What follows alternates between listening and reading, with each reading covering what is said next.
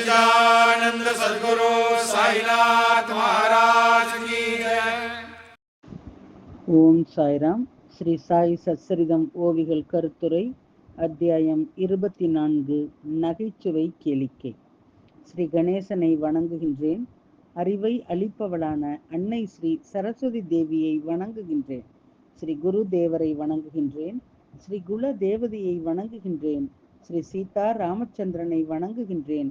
ஸ்ரீ சத்குரு சாய்நாத் மகாராஜை வணங்குகின்றேன். பஞ்சபூதங்கள் மனமானவர் காக்கும் 3 அக்னிகளில் ஒன்று. பஞ்சாக்னிகள் மற்றும் தேவர் முதலானோருக்கான நன்றி கடன் முதலியனவற்றை ஏமாற்றி விருந்தினரை புறக்கணித்து தமக்கு தாமே உண்பவர்கள் அந்த உணவு பழிக்கு ஆளாகின்றது. அந்த உணவு அசுத்தமாகின்றது. மேலோட்டமாக இது சிறியதாக தோன்றலாம். ஆனால் அதை பற்றி யோசித்த பிறகு நடைமுறை வேலைகளில், அதாவது அன்றாட நடத்தையிலே செயல்படும் போது அதன் முக்கியத்துவம் உணரப்படுகின்றது. சுவையை அனுபவிப்பது இந்த தனிமத்தினுடைய 2ஆம் பண்பாகும்.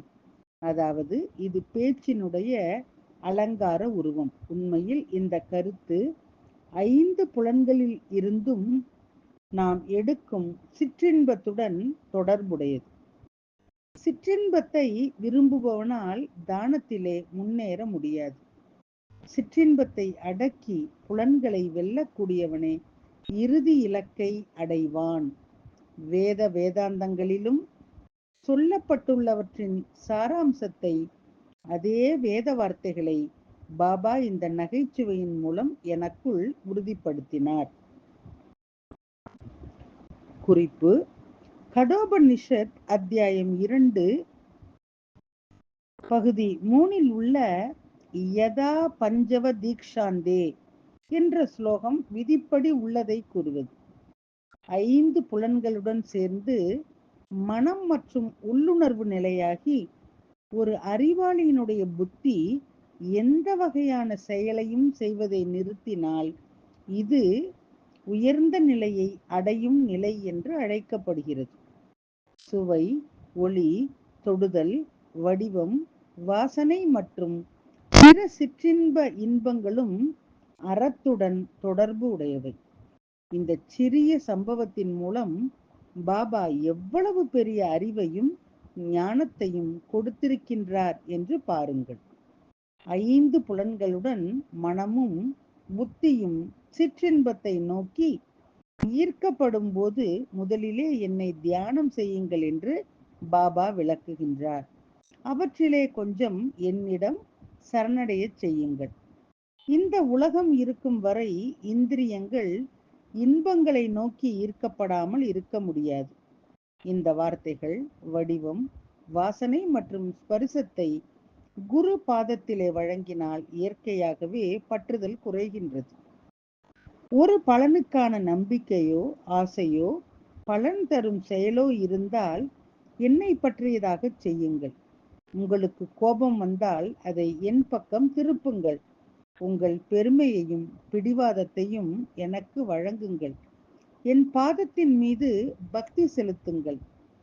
சுருக்கம், உங்கள் பக்தியை என் மீது மட்டும் ஒருமுகப்படுத்துங்கள். காமம், கோபம், பெருமை, அகங்காரம், பொறாமை ஆகிய இந்த உள்ளுணர்வுகள் கட்டுப்படுத்த முடியாது ஆகிவிட்டால் அவற்றை என் மீது குறிவைத்து அவற்றை என் மீது விடுங்கள். அதாவது என்னை நோக்கி திருப்புங்கள். மெதுவாகவும் படிப்படியாகவும் இந்த வழியிலே ஸ்ரீஹரியை மட்டுமே அனைத்து போக்குகள், பாடங்கள் மற்றும் கோளாறுகளை அழிப்பார். காமம், கோபம், அகங்காரம் ஆகிய இந்த தீமைகளை கடவுள் மட்டுமே முற்றிலும் அழித்து விடுவார். இது மட்டுமன்றி இந்த அனைத்து தீமைகளும் என் வடிவிலே ஒருங்கிணைக்கப்படுகின்றன அல்லது என் வடிவத்தை எடுத்துக் கொள்கின்றன.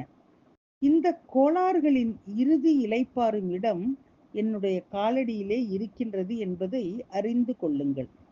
இப்படி தொடர்ந்து பயிற்சி செய்து நடந்து கொள்வதால் மனதினுடைய உள் உணர்வு, சிற்றின்ப இச்சை, ஆசைகள், இயக்கங்கள் தானாக குறையத் தொடங்கும். காலப்போக்கிலே இந்த அகநிலை போக்குகள் அனைத்தும் வலுவிழந்து இறுதியாக அழிந்து ஒருவர் பிரிந்து விடுகின்றார். சத்குரு எப்போதும் உங்களுக்கு நெருக்கமாக இருக்கின்றார்.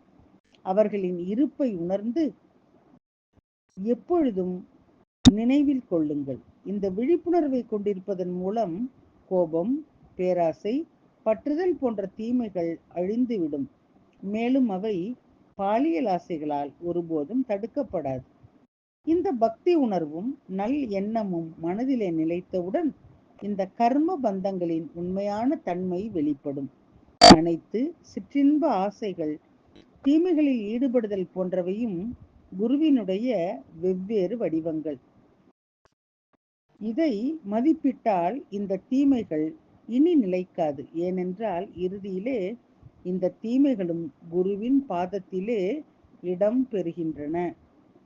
சிற்றின்பத்திற்கு சிறிதளவு உணர்வு கூட மனதிலே தோன்றினால் பாபா உங்களுக்கு நெருக்கமாக இருக்கின்றார். பாபா எல்லாவற்றையும் பார்த்து கொண்டு இருக்கின்றார். உணர்வு வலுவடையும்.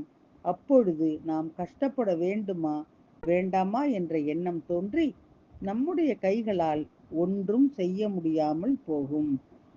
சத்குரு நம்மை தொடர்ந்து பார்த்து கொண்டிருக்கின்றார் என்ற உணர்வு வலுப்பற்றவுடன் தடை செய்யப்பட்ட இன்பங்களை நம்மால் நுகர முடியாது. நீங்கள் போதை பழக்கத்திலிருந்து விடுபடுவீர்கள்.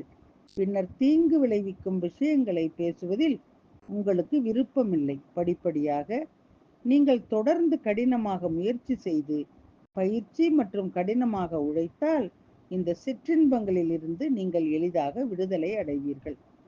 சிற்றின்பங்களையும் பலன்களையும் கட்டுப்படுத்த முயற்சிப்பது முக்கியம். புலன்களை கட்டுப்படுத்தும் இந்த அறிவினுடைய பிறப்பிடம் வேதங்கள்.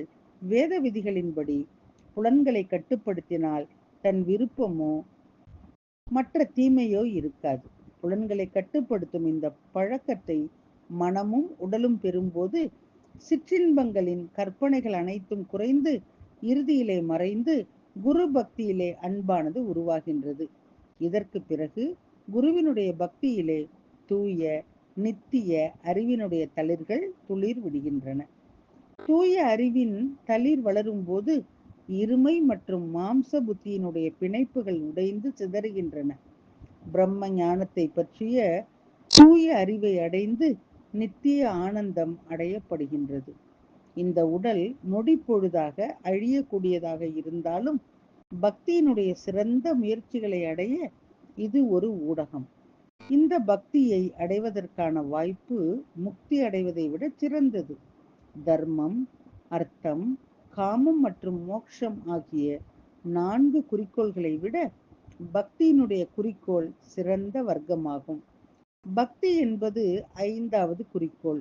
பக்தியை அடையும் யோகத்திற்கு இணையாக வேறு எந்த வழியும் யோகமும் இல்லை. இது பக்தியினுடைய தனித்துவமான இயற்கைக்கு அப்பாற்பட்ட அதிசயம்.